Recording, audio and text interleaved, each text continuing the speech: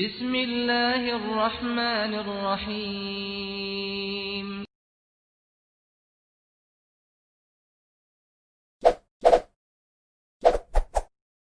Subscribe, like, and share. Assalamualaikum warahmatullahi wabarakatuh. Waalaikumsalam warahmatullahi. Alhamdulillahirabbil alamin. Alhamdulillahilladzi ja'alal ma'a kulla syai'in hayy. Alhamdulillahilladzi ja'alal islami dina wa bi Muhammadin nabiyyan wa rasulah.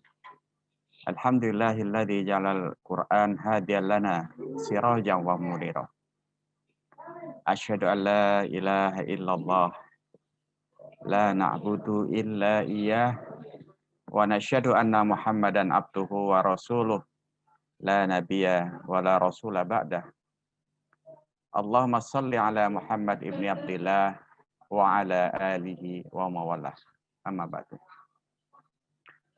Qala Allah Ta'ala fil Qur'anil Azim, a'udzu billahi samii'il 'aliim minasyaitonir rajim.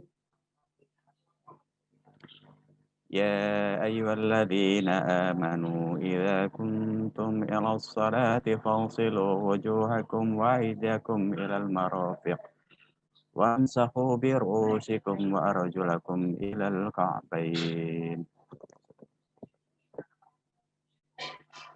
Jamaah yang dimuliakan Allah, rasa syukur tentunya akan terus kita panjatkan kehadirat Allah Subhanahu wa taala atas segala nikmat dan karunia Allah yang Allah limpahkan kepada kita, sehingga alhamdulillah pada sore hari ini kita bisa melanjutkan kembali kajian kita setelah kemarin karena satu hal tertunda, ya.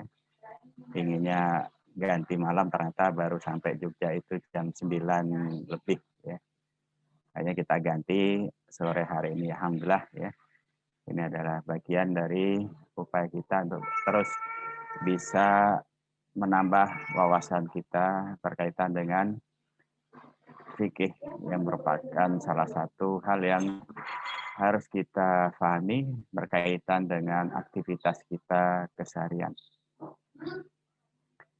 Tentunya sholawat dan salam, ya, akan terus kita panjatkan kepada Nabi kita Muhammad SAW yang telah memberikan contoh suri tauladan kepada kita, sehingga kita tahu tata cara, tahu bagaimana kita mengekspresikan amaliyah kita dalam rangka untuk tunduk dan patuh kepada Allah Subhanahu wa taala. Pada sore hari ini kita akan berbincang-bincang tentang bersuci, ya, yang berkaitan dengan air, ya. Kenapa kok bersuci? Yang lebih utamanya adalah air. Tentunya ketika kita memahami bahwa di dalam bersuci, ya, itu ada 3 sarana yang bisa digunakan untuk bersuci, ya. Baik itu bersuci dari hadas ataupun bersuci dari najis.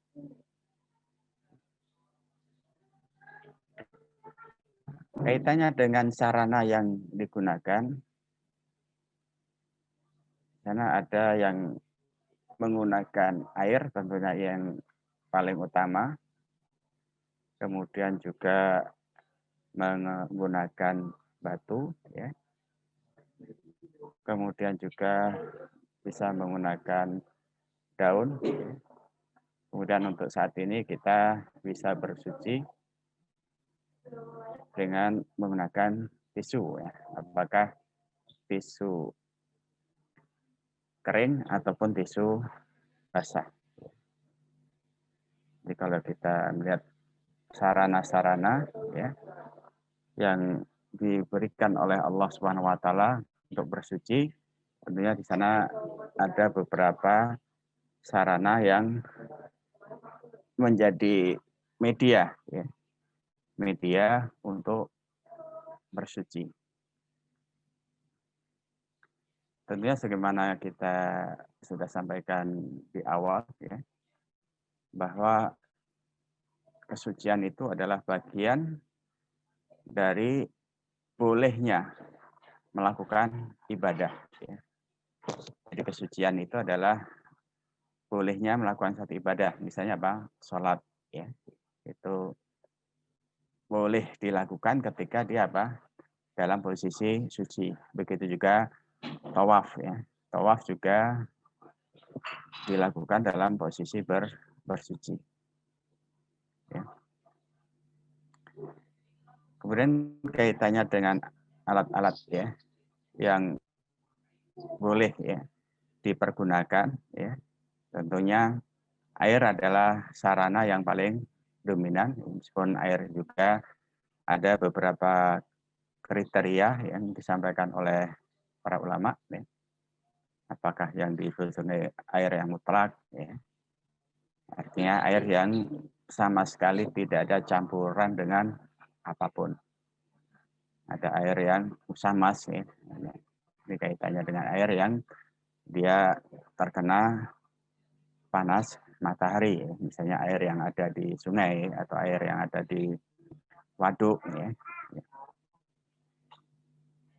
Kemudian juga kaitannya dengan air yang mustakmal. Ya. Artinya air yang sudah dipergunakan. Ya. Apakah dipergunakan misalnya untuk mandi. Ya. Jadi ketika kita menggunakan air di kamar mandi.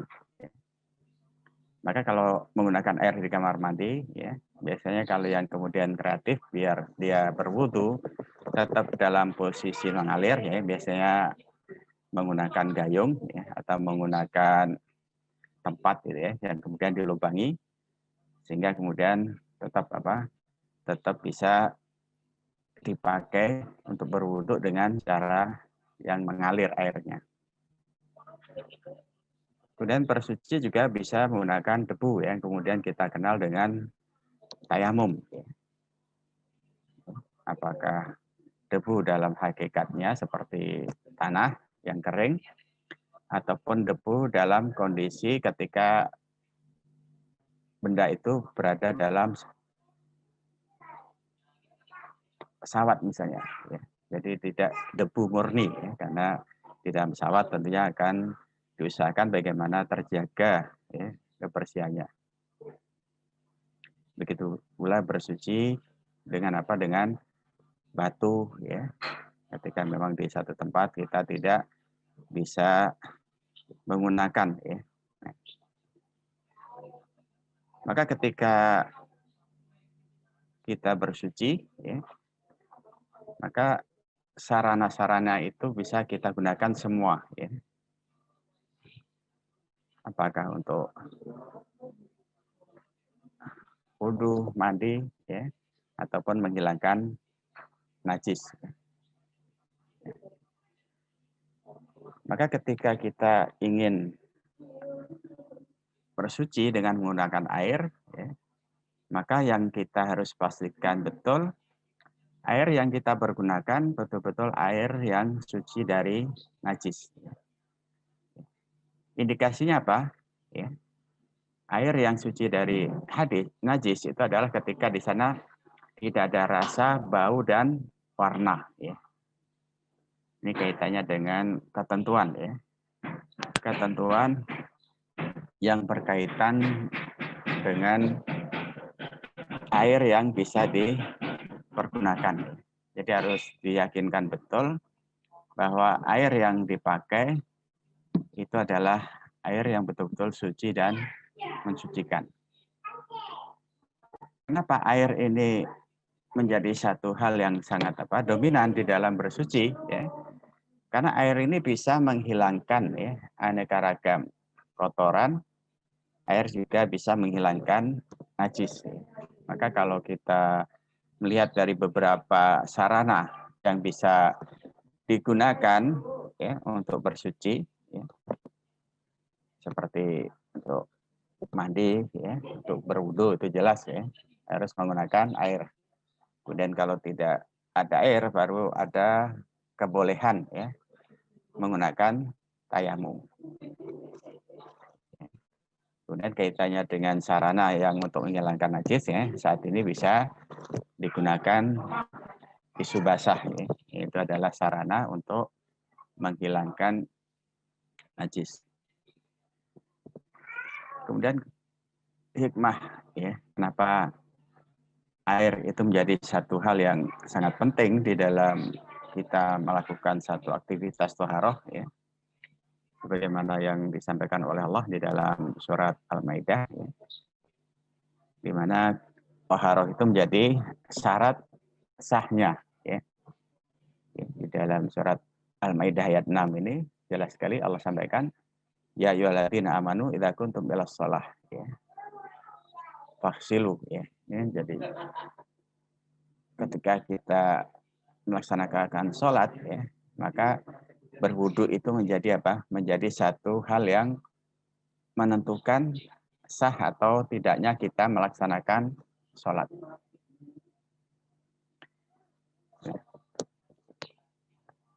Kemudian kaitannya dengan air yang kita pergunakan, ya. Apakah air yang menggenang, apakah air yang mengalir, ya. Maka kita akan lebih nyaman ketika air yang kita gunakan itu ada air yang mengalir. Ya. Meskipun di sana ada satu hal yang dulu dipakai ya. Jadi kalau kita melihat konteks ya di awal-awal dulu ya. Ketika atau mungkin saat ini ada sebagian yang masih menggunakan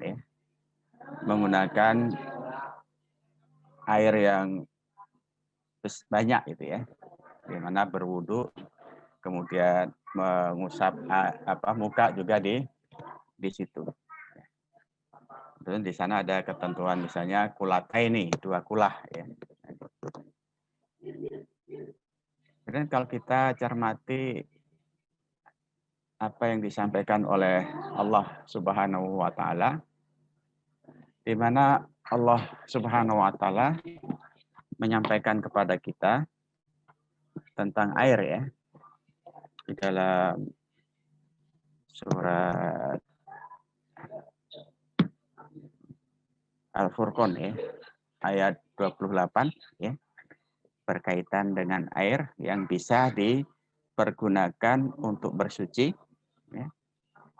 Di dalam surat Al-Furqan di sini Allah sampaikan, A'udzubillahi samii'il 'aliim minasyaitonir rajim wa yunazzilu 'alaikum minas samaa'i maa'a litahhirakum bih. Begitu. Anzalna minas samaa'i ma'an tahura. Jadi di dalam surat Al-Anfal ayat 11 dan juga di dalam surat Al-Furqan ayat 28.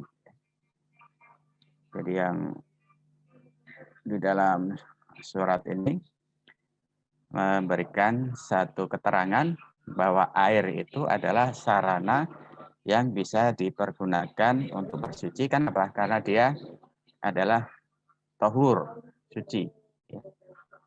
Maka kalimat yang ada di sini, wa yunazzilu 'alaikum minas sama'i ma'a. Entah apa? Liyutahhirakum bih. Di mana kita dengan air itu bisa mempergunakannya untuk bersuci. Kemudian juga apa yang Allah sampaikan di ayat yang lain, wa anzalna minas sama'i ma'an tahura, ya, bahwasanya Allah telah menurunkan air dari langit tahuron, suci.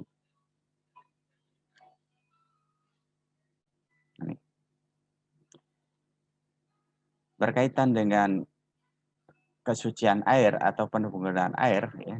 Jadi dalam satu riwayat yang disampaikan oleh Abi Hurairah ya, di mana Abi Hurairah pernah menyampaikan apa yang beliau lihat ya pada diri Rasulullah ketika itu. Karena Rasulullah sallallahu alaihi wasallam idza kabbara fis salati sakata haniyah la qiraah. Faqultu ya Rasulullah ya bi anta wa umi ara'aita sukutaka baina takbir wal qiraah ma taqul. Jadi waktu itu Abu Hurairah bertanya kepada Rasulullah, ya Rasulullah, aku melihat engkau setelah takbir sholat, engkau berhenti sejenak. Untuk apa? Untuk diam, ya. Sukutuka fi takbir. Kemudian Abu Hurairah bertanya kepada Rasulullah, Ara'aita sukutaka fi takbir wal qiraah, mataqul, ya. Jadi Abu Hurairah kemudian bertanya kepada Rasulullah, apa yang kau baca wahai Rasulullah ketika engkau diam, ya, antara takbiratul ihram dan bacaan Al-Fatihah. Maka apa yang kemudian disampaikan oleh Rasulullah, aqulu Allahumma ba'id baini wa baina khotoyaya kama ba'atta bainal masyriqi wal maghrib. Allahumma naqqini minal khotoya kama yunaqqas thawbul abyadu minad danas. Allahumma ighsilni minal khotoya bisalji wal ma'i wal barodi. Nah, ini kaitannya dengan dasar berkenaan dengan air. Kenapa air yang digunakan? Okay. Jadi ketika Rasulullah membaca doa iftitah ini, ya, Rasulullah memohon kepada Allah agar dijauhkan, ya, kesalahan itu bagaikan timur dan barat. Ya.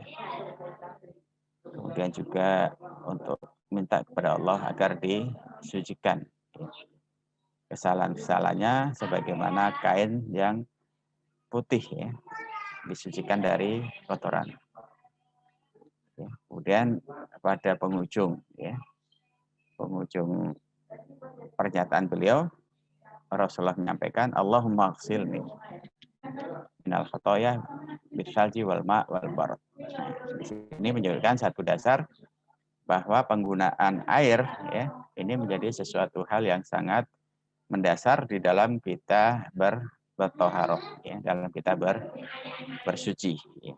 Maka bersuci ini kenapa dengan air? Karena memang ini landasan yang dipakai oleh para ulama, ya, kaitannya dengan penggunaan air. Kemudian air pun juga beragam, ya. Jadi kalau kita lihat air tidak hanya satu jenis air, termasuk juga air laut, ya. Nah, air laut juga menjadi sarana yang dibolehkan untuk bertoharoh. Dan ini di dalam satu riwayat dari Abi Hurairah di mana Rasulullah satu saat ditanya oleh seorang sahabat, "Sa'ala rajulun Rasulullah sallallahu alaihi wasallam, faqala ya Rasulullah, inna naqab al-bahr wa nahmilu ma'ana al-qalil minal ma'. Fa in tawadda'na bihi 'atshana afadha'na bima'il bahr." Faqala Rasulullah sallallahu alaihi wasallam, "Wa tahuru ma'uhu al-hallu maitatahu."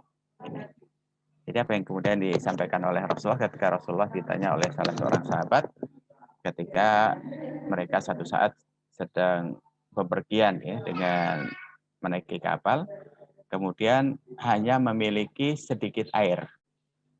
Kemudian menyampaikan kepada Rasulullah, kalau kami berwudu dengan menggunakan air tawar maksudnya, maka kami akan kehausan. Apakah kami dibenarkan atau dibolehkan untuk berwudu dengan air laut, ya?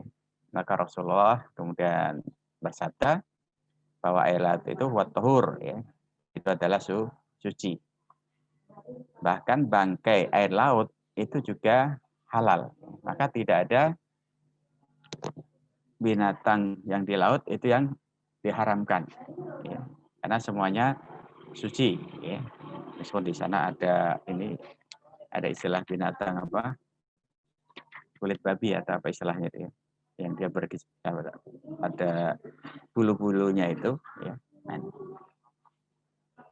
begitu juga dengan air zam-zam, ya. Jadi air zam-zam, ya, tentunya tidak ada yang mempersoalkan, ya, karena Rasulullah juga melakukan itu, ya.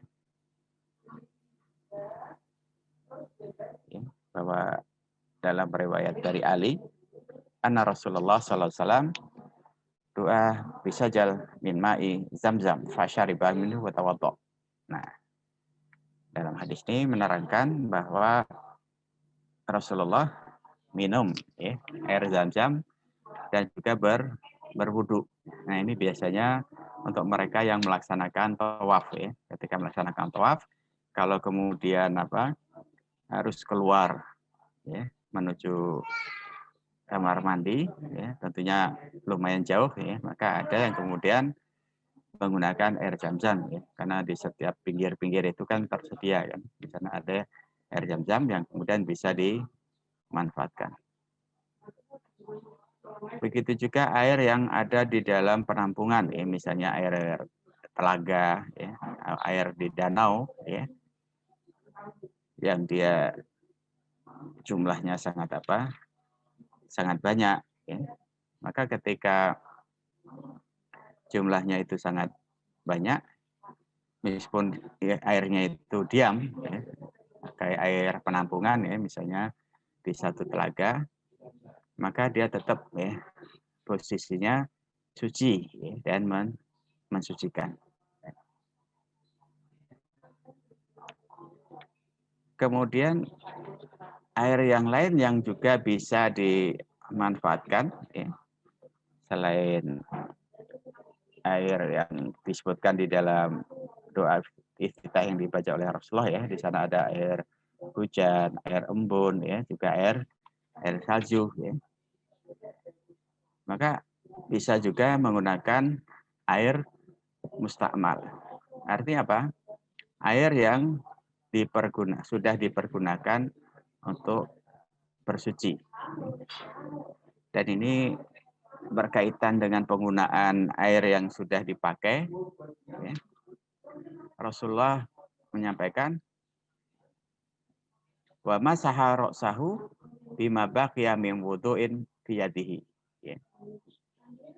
Jadi apa yang pernah disampaikan oleh Rabi bin Muawad ya, ketika mencermati apa yang pernah dilakukan oleh Rasulullah ketika beliau berwudu, di mana Rasulullah waktu itu mengusap kepalanya, kemudian bagi amin wudu ya, kemudian air yang tersisa dari mengusap kepala tadi, kemudian dipakai untuk apa? Mengusap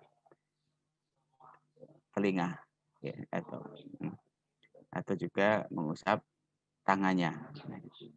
Artinya dari keterangan ini, sebagaimana juga yang disampaikan oleh Abi Hurairah ya, dalam konteks yang lain ya, yang beliau kemudian juga memberikan satu penjelasan ya, kaitannya dengan penggunaan air untuk bertoharoh. Nah, kemudian ada kisah yang juga disampaikan oleh Rasulullah ya, kaitannya dengan apa yang pernah terjadi pada Abu Hurairah ya, kaitannya dengan apa? Dengan kondisi junub ya. Nah, jadi waktu itu Rasulullah merasa kehilangan Abu Hurairah dalam sebuah perjalanan ya. Maka kemudian ditanya oleh Rasulullah, "Aina kunta ya Abu Hurairah?" Ya. Mana kamu wahai Abu Hurairah? Faqala kuntu junuban. Faqarahtu an ujalisuka. Wa ana ala ghairi thaharah. Ya. Kemudian Rasul menyampaikan, Subhanallah, innal mu'min la yanjas. Kemudian Rasulullah menyampaikan bahwa seorang mukmin ketika dia berhadas, meskipun hadas besar, dia tidak najis. Nah, ini saya rasa ini sangat jelas ya, bahwa ketika kita menggunakan air yang sudah dipakai orang lain ya, sesama muslim, itu tentunya tidak masalah. Karena ada satu komunitas ya yang ini agak unik ya di dalam pemahaman kaitannya dengan toharoh ya, seperti yang pernah saya ceritakan. Jadi ketika ada orang lain menggunakan sarana yang dia punya, kemudian mencuci 7 kali, salah satunya dengan tanah, ya, maka beliau berarti belum memahami apa yang pernah terjadi pada Abu Hurairah. Ya. Jadi kisah Abu Hurairah ini dia posisinya junub sehingga dia nggak mau dekat-dekat dengan Nabi karena dia merasa seperti najis. Ya. Maka Rasulullah kemudian menyampaikan innal mu'min la yanjas. Sesungguhnya orang mukmin itu tidak najis. Nah, dengan dasar ini maka tidak ada satupun alasan yang menajiskan sesama muslim, ya, meskipun berbeda aliran, ya. Karena jelas apa yang disampaikan oleh Rasulullah kaitannya dengan peristiwa yang pernah terjadi pada Abu Hurairah. Maka dari sini kita punya pemahaman yang jelas bahwasanya kesucian diri seorang muslim itu tidak kemudian berubah ketika dia dalam posisi junub. Artinya dia tetap, ya, secara physically dia tetap suci. Ya. Meskipun untuk beribadah dia tidak bisa melakukan ibadah, tetapi secara fisik, secara jasmani dia posisinya suci. Artinya ketika bersentuhan dengan orang lain tidak ada masalah. Hanya saja dia tidak bisa kemudian melakukan sebuah amaliyah, ya. Sebuah amaliyah yang amaliyah itu berkaitan dengan kesucian, ya. Ketika itu berkaitan dengan amaliyah, yang amaliyah itu harus diposisikan dalam kondisi suci, maka tentunya tidak ada hal yang bisa dilakukan.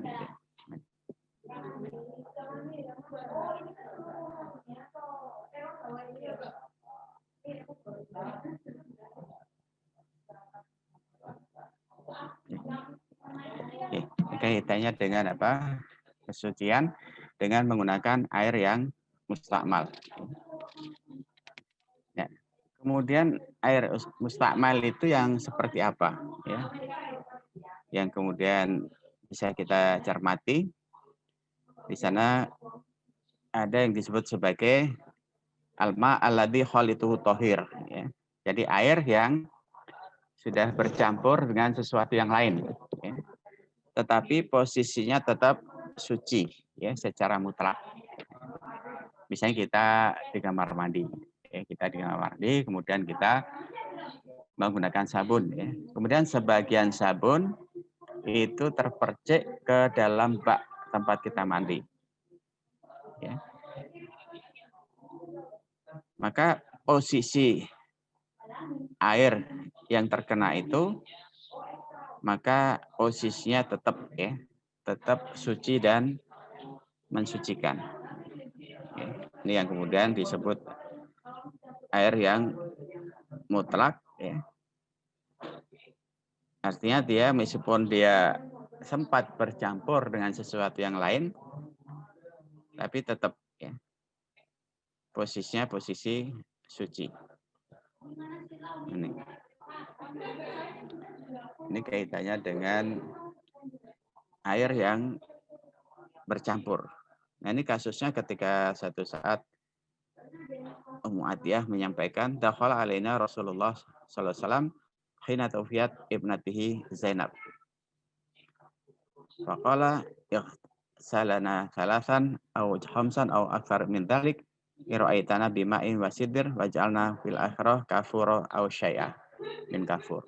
Jadi ini kaitannya dengan mencampurkan sesuatu ke dalam air, ya. Ini kaitannya ketika kita memandikan jenazah, ya. Ketika kita memandikan jenazah, biasanya kan di sana ada tambahan, ya. Apakah air ditambahi dengan kapur barus atau dengan daun bidara, ya, atau pakai yang lain, ya, yang harum, ya. Agar ketika jenazah itu dimandikan,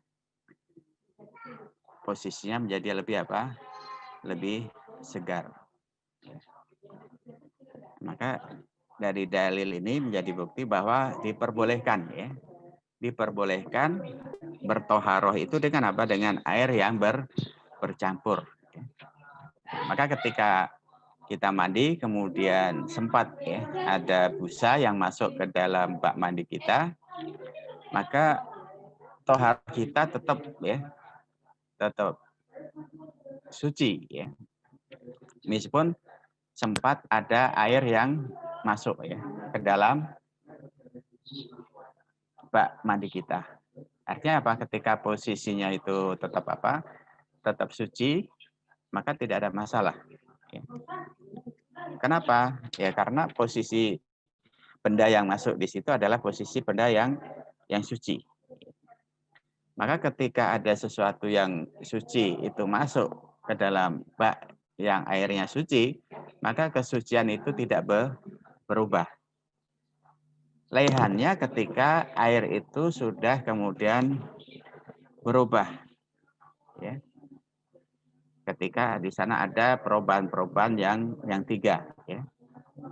Antaghayyar an-najasah ta'muhu au launuhu au rihuh.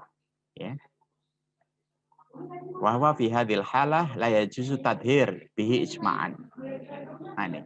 Ya. Jadi berkenaan dengan air yang kemudian sudah terkontaminasi, apakah dari rasanya, apakah dari warnanya, apakah dari baunya, ya.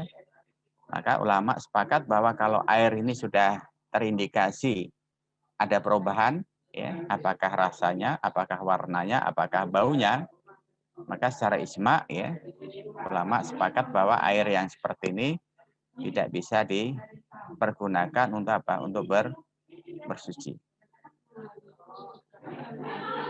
Maka di sini jelas sekali bahwa penggunaan air ya, itu menjadi sarana yang sangat penting untuk apa? Untuk dipergunakan di dalam bertoharoh. Maka ketika air ini tidak ada, nah maka di sini kemudian berlaku apa yang disebut dengan rukhsah. Ya. Jadi rukhsah itu ada satu hal yang berkaitan dengan keringanan. Ya. Jadi keringanan itu diberikan oleh Allah ketika ada di sana sebab. Ya. Jadi ketika ada sebab, maka di situ ada satu rukhsah, satu keringanan yang diberikan oleh Allah Subhanahu wa taala. Rukhsahnya apa? Rukhsahnya dengan bertayamum. Ya. Sehingga tayamum itu bisa sebagai pengganti. Ya. Pengganti untuk apa? Untuk hadas. Apakah hadas kecil, apakah hadas besar. Ya.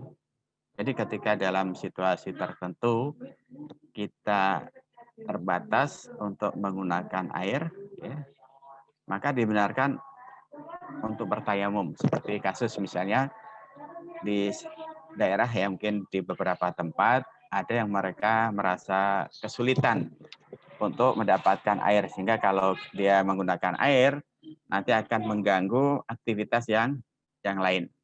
Ya.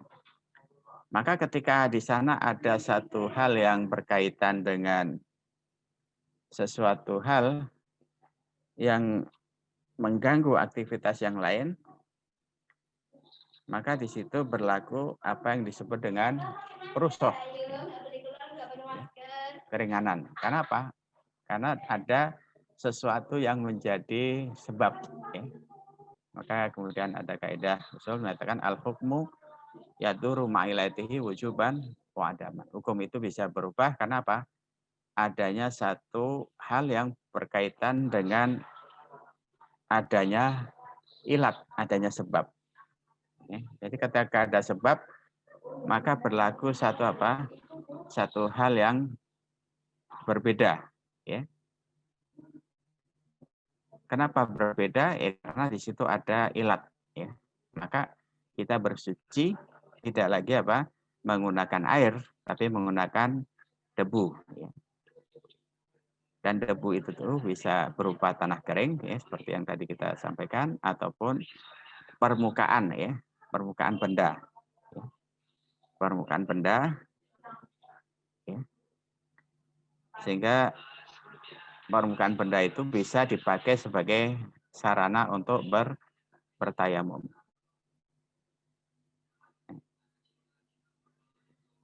berkaitan dengan rukhsah ini ada satu kaidah yang perlu kita cermati, ya. Ar-rukhsah la tunatu bil ma'asi. Rukhsah itu tidak ada kaitannya dengan maksiat. Apa yang dimaksud dengan ini? Artinya bahwa ketika seseorang itu bepergian untuk melaksanakan perbuatan maksiat, maka di sana tidak berlaku rukhsah keringanan. Untuk apa? Untuk mengqashar sholat atau menjamak sholat. Nah, ya. Maka ketika seorang itu bepergian tetapi tujuannya untuk maksiat, maka tidak ada satu hal yang diperbolehkan. Untuk apa? Untuk meringkas.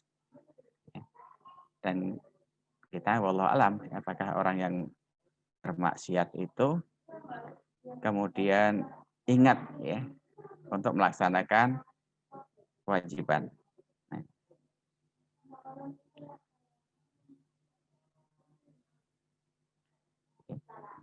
Termasuk juga bepergian yang sifatnya mubah, ya. Kemudian di tengah jalan dia melakukan sesuatu yang dianggap itu mengarah kepada maksiat, maka bepergian yang dilakukannya itu juga masuk kategori maksiat, sehingga dia tidak berlaku rukhsah. Ya. Hanya rukhsah itu diberikan oleh Allah dalam kondisi ketika memang tidak ada hal yang berkaitan dengan maksiat. Ya. Jadi ar-rukhsah la tunatu bil ma'asi. Hanya rukhsah itu tidak bisa berlaku ketika seseorang itu melakukan sesuatu hal yang maksiat.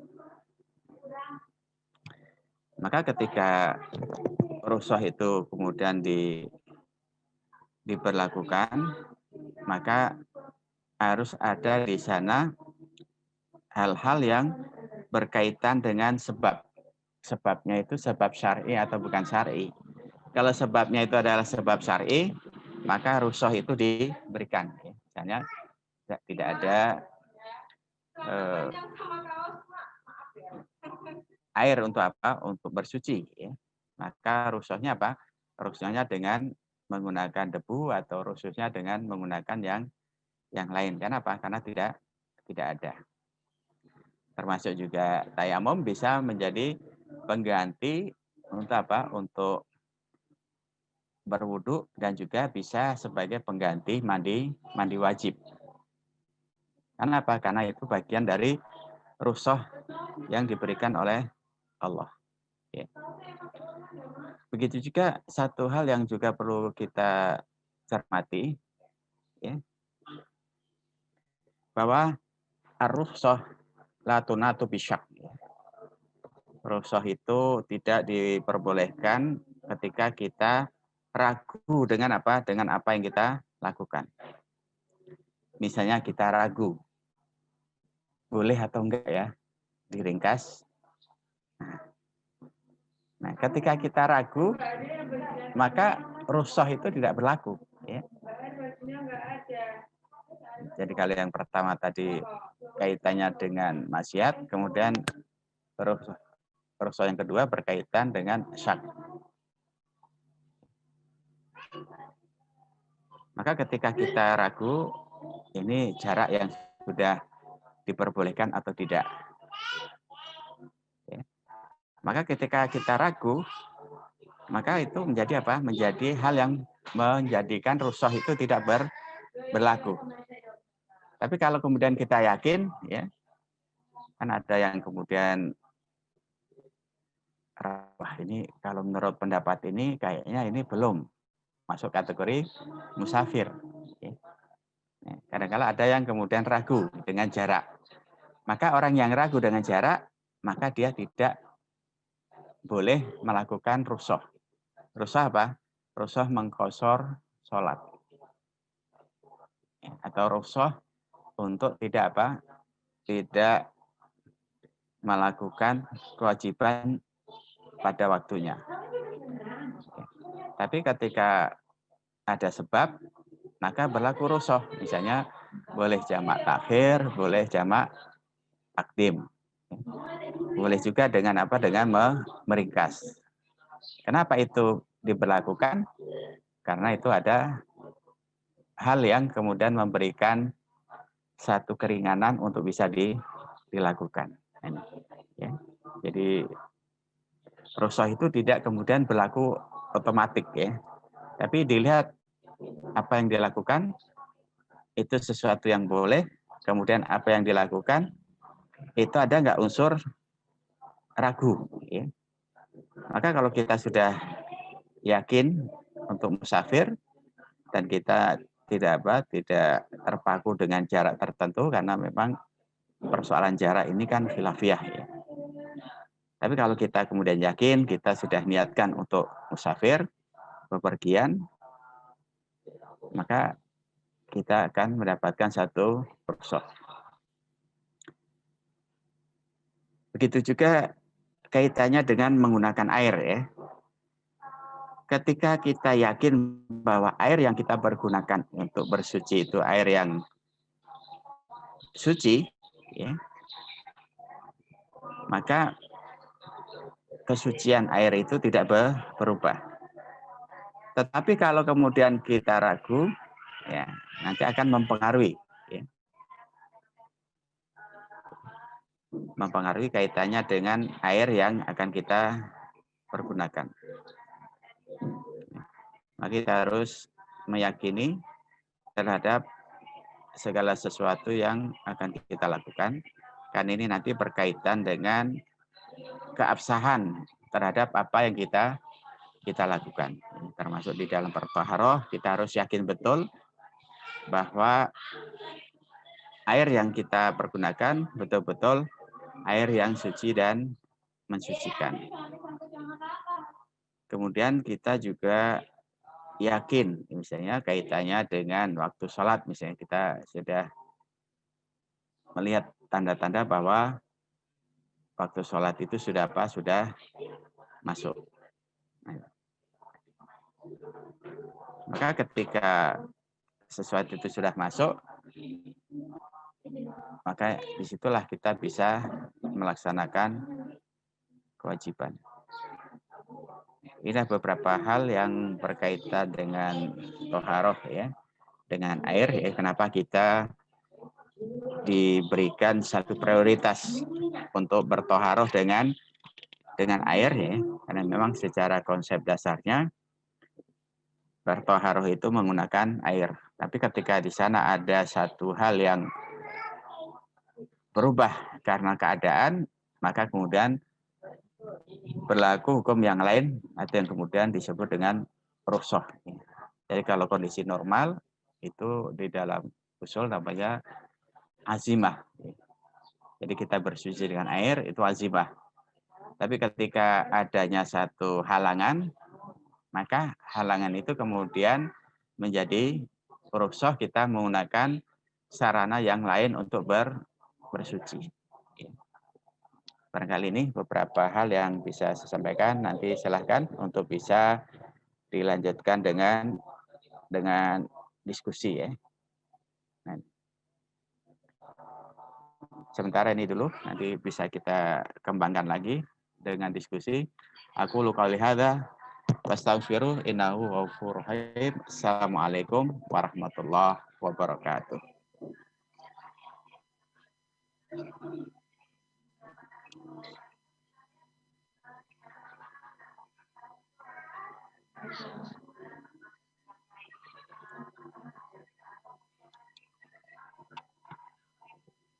Nih, wali kelasnya. Halo? Suara saya bisa diakses? Ada, bisa. Ya. Izin bertanya, inovasi air terkini itu yakni air bekas bersuci ataupun air comberan kan bisa dimurnikan kembali dengan teknologi yang paling mutakhir. Ini bagaimana tata hukumnya? Apakah boleh atau bisa dipakai bersuci atau tidak untuk air bekas yang sudah dimurnikan tadi? Oke, ya. Jadi kembali kepada hukum asal, ya. Hukum asal air itu apa? Suci dan mensucikan. Ya. Maka ketika ada teknologi yang terbarukan ya, saat ini kan air-air limbah itu kan tidak kemudian dibuang, tapi kemudian diolah kembali, ya. Maka indikasinya 3 seperti yang tadi sudah saya sampaikan. Ketika di sana tidak ada perubahan rasa, warna dan bau, ya. Jadi air yang sudah diproses tadi kan sudah kembali menjadi air yang standar ya. Sudah kembali menjadi air standar. Maka ketika rasanya, baunya, warnanya sudah kembali kepada yang biasa, maka kembali kepada hukum asal daripada air itu adalah air yang suci dan mensucikan. Ya. Jadi kembali kepada hukum asalnya. Ya.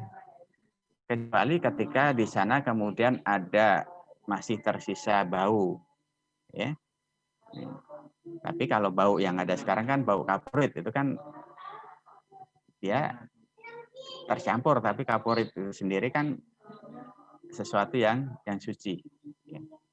Maka hakikatnya ketika air itu sudah terproses dan kembali bisa dikonsumsi, berarti itu kembali kepada apa? Kembali kepada keaslian daripada zatnya. Itu air yang mutlak. Kalau sudah kembali sebagai air yang biasa, ya. Yang di sana tidak ada perubahan rasa, warna dan bau. Ya. Kecuali masih ada bau yang itu diakibatkan karena proses yang belum sempurna. Ya.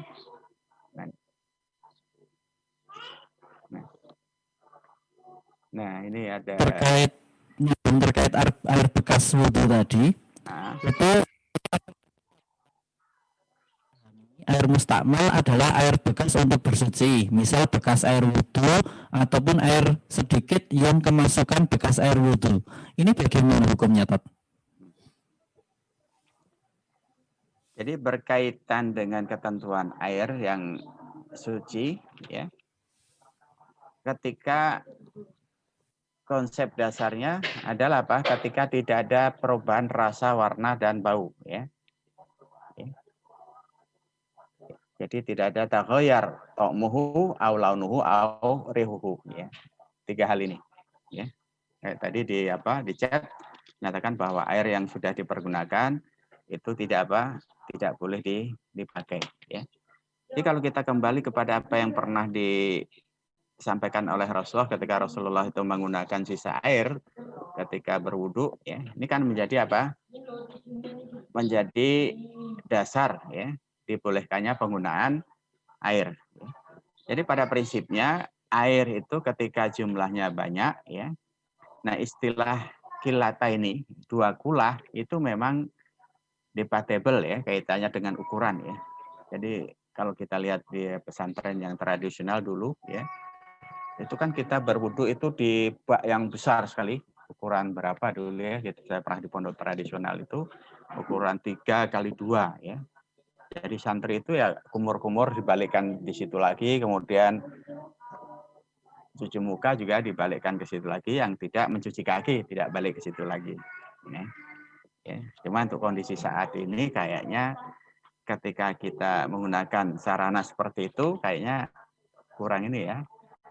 Segi kebersihan, kemudian nanti kan kumur-kumur itu kan ada bakteri, ya, sehingga dari sisi higienis air yang dipergunakan itu tidak bisa maksimal, ya, kesuciannya.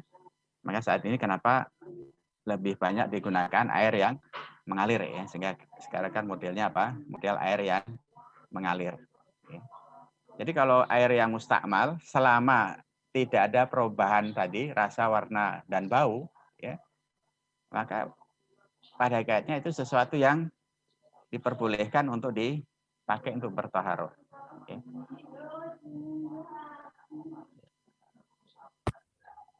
Terkait jumlah.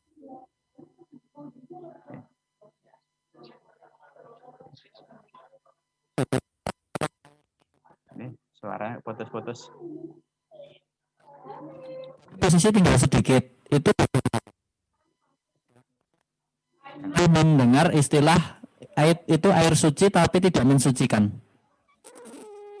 Ya kalau air suci itu tidak mensucikan ketika sudah ada perubahan, ya. Perubahan apakah warna, ya, atau rasa, atau bau. Jadi kalau salah satu komponen itu sudah berubah, maka air itu tidak lagi suci dan mensucikan. Tapi selama 3 hal itu tidak ada, ya, jadi airnya tidak ada perubahan bau, kemudian rasanya dan juga warnanya tidak ada berubah, ya, maka tetap, kecuali kalau sudah ada perubahan, ya, yang signifikan.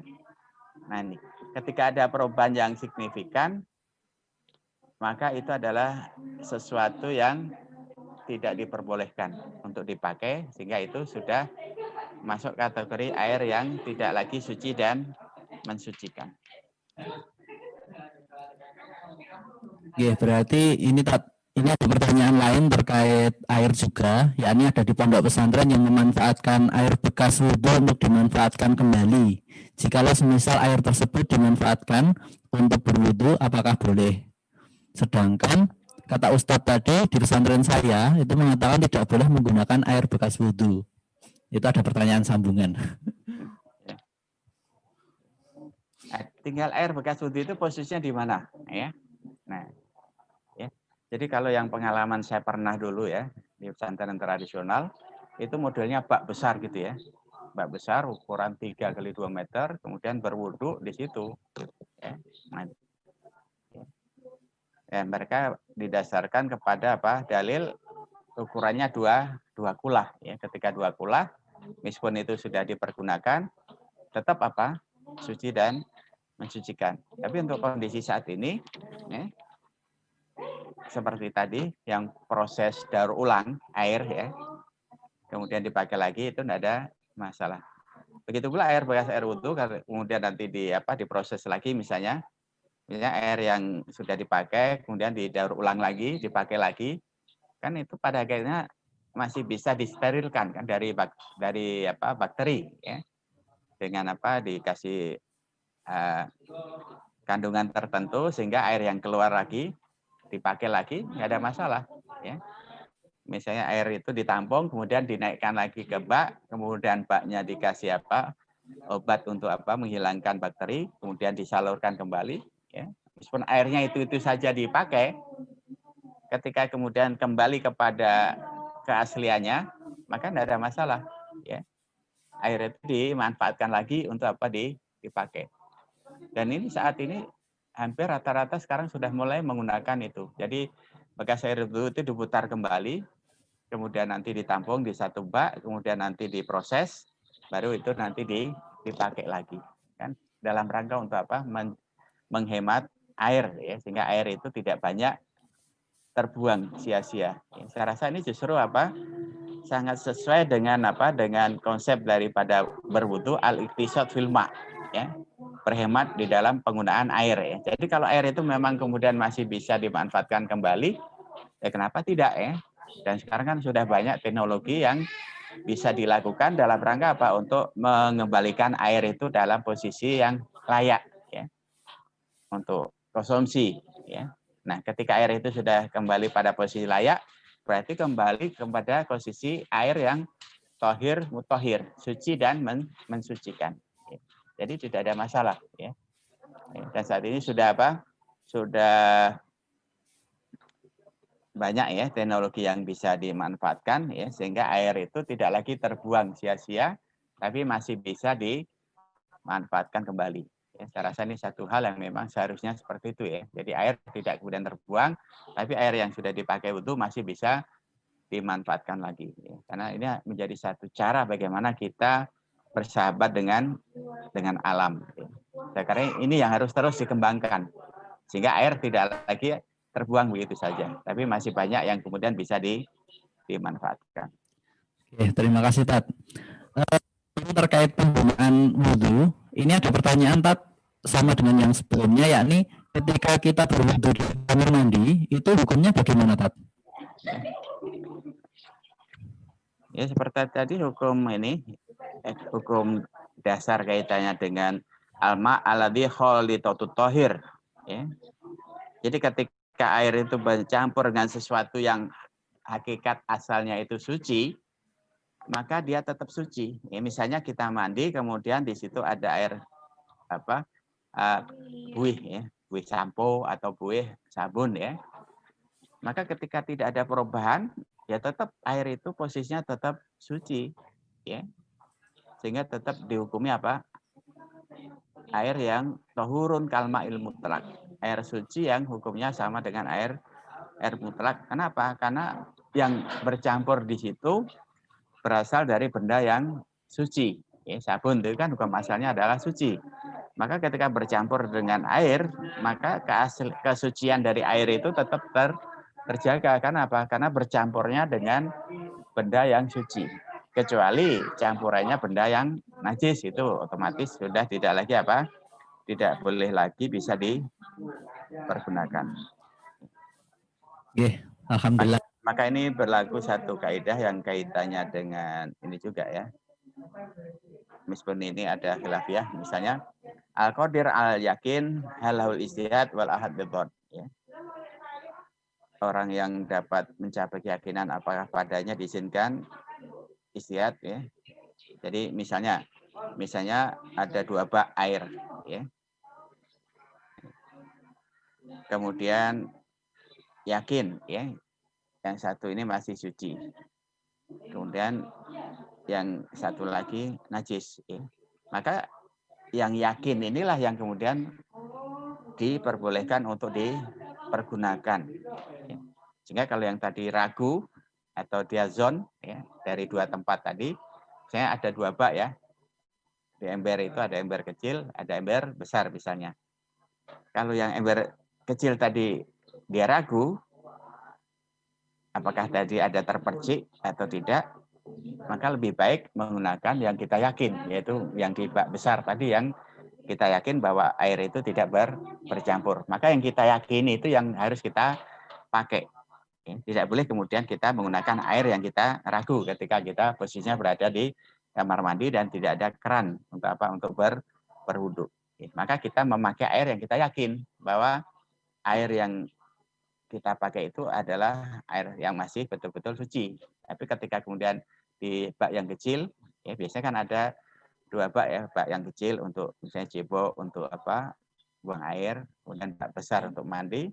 Maka kalau yang bak kecil kita ragu, maka kita tidak boleh menggunakan air yang kita ragu, tapi harus kita gunakan air yang kita yakini tidak terpercik dengan najis.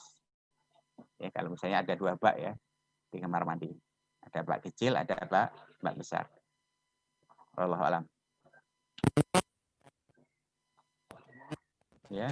Dalam keadaan junub, Tat. Gimana? Bagaimana cara bertayamum dalam keadaan junub? Jadi ketika seseorang itu dalam posisi junub, maka tayamum ya sebagaimana tayamum biasa, ya. Misalnya saya pernah dapat kisah, ya, seorang teman di Gunung Kidul, waktu itu memang posisinya airnya terbatas, kalau dia pakai ya nggak masak gitu kan.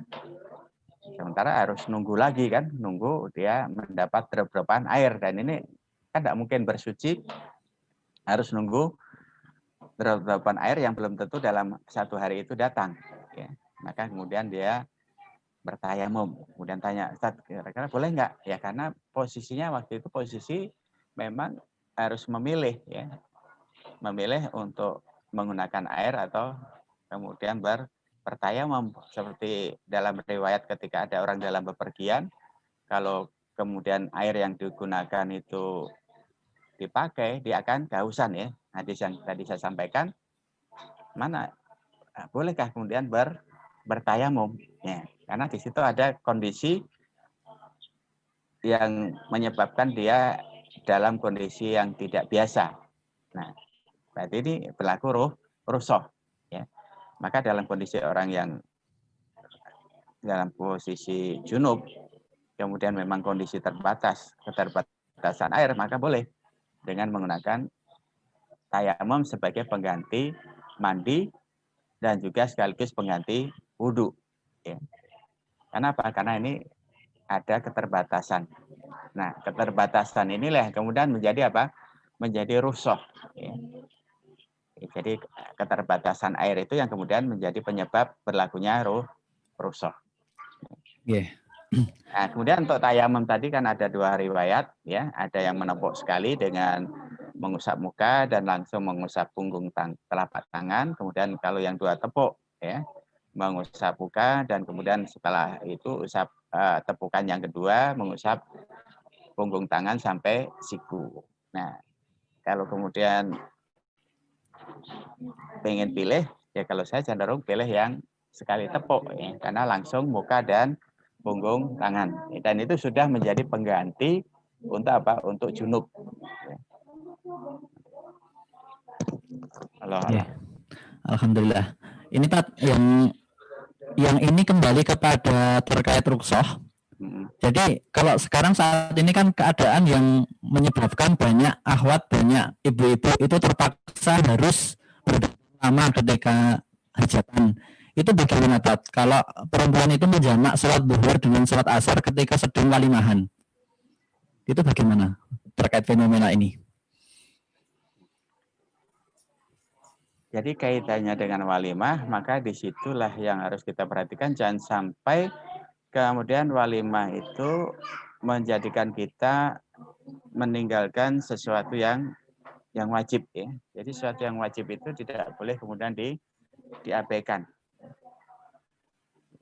Jadi kalau memang ini posisinya walimah, biar nanti apa? Kita harus upayakan betul posisinya dalam posisi suci. Ya. Paling tidak misalnya nanti kan melewati sholat zuhur, ya usahakan posisi nanti zuhur itu dia bisa melaksanakan sholat dulu.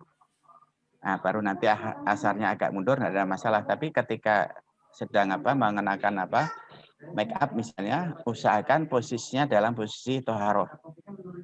Kemudian kaitannya dengan menjamak, ya tentunya kalau saya tidak sepakat untuk menjamak, ya, karena ini sesuatu awarid ahliyah yang bisa penghalang yang bisa diupayakan. Ya. Ketika penghalang itu tidak bisa diupayakan, itu baru sesuatu itu dibenarkan. Tapi kalau ada sesuatu yang bisa diupayakan, maka menjamak sholat itu menjadi sesuatu yang tidak dibenarkan. Jadi harus diposisikan ketika sedang mengenakan itu, usahakan dalam posisi suci, ya.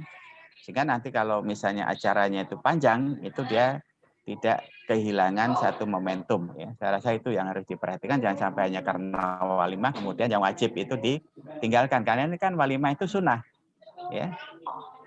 Sunnah itu tidak dibolehkan membatalkan yang wajib, ya.